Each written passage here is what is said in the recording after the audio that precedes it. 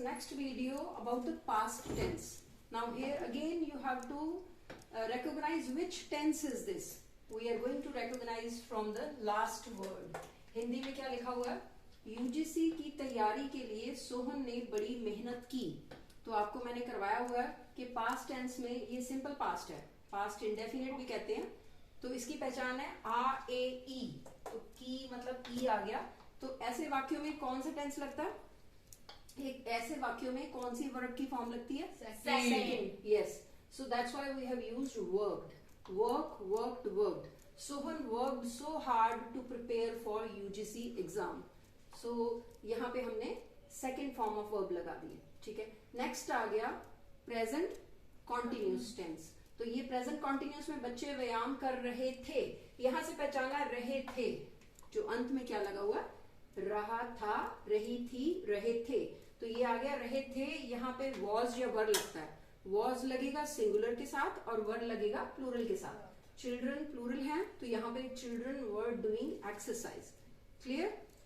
Yes ma'am. Next is माता जी हमारे लिए खाना बना चुके थे. तो यहाँ फिर पहचानो चुके थे. तो जब ये आ जाता है ये है पास्ट परफेक्ट टेंस. तो यहाँ पे हमने हैड लगाना है. यहाँ पे कोई ऐसा चक्कर नहीं याद रखने का कि सिंगुलर पे जैसे हमने लास्ट में प्रेजेंट में किया था सिंगुलर में हैज और प्लूरल में हैव. यहाँ पे एक ही सिंगुलर प्लूरल दोनों के लिए हैड लगेगा और वर्ब की third form. Yes, third form लगेगी. Mother had cooked food for us. ठीक है. ये अगेन मॉरल वैल्यूज भी हैं और अच्छी बातें भी हैं. साथ साथ हम टेंस कर रहे हैं. ठीक है. पढ़ाई के साथ मॉरल वैल्यूज का होना बहुत जरूरी है. ठीक है. नहीं तो पढ़ाई किसी काम की नहीं. तो ये है मदर हमेशा हमारे लिए खाना बनाती हैं. तो इसलिए मैंने ये सेंटेंस बनाया.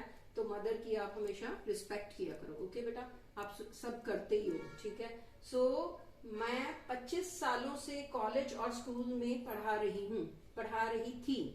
तो अभी तो मैं कोचिंग सेंटर में पढ़ा रही हूँ, लेकिन 25 सालों से कॉलेज और स्कूल में पढ़ा रही थी. ये मैंने अपने लिए अपने बारे में लिखा है. ठीक है.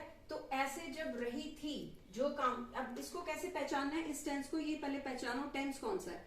ये टेंस है past perfect continuous tense. Okay. कैसे पहचाना? से रही थी.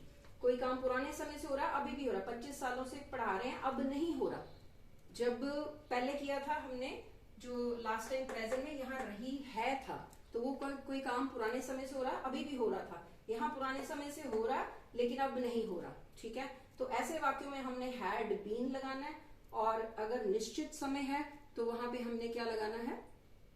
सिंस. और अगर निश्चित नहीं है तो फॉर लगाना है. तो फॉर 25 years. ठीक है. तो अगर आए कि मैं मतलब 1999 से पढ़ा रही हूं, तो फिर आएगा सिंस 1999, बिकॉज वहां पे हमें टाइम का जो है वो डेफिनेटली पता है. क्लियर हो गया बेटा? Yes ma'am. ओके बेटा.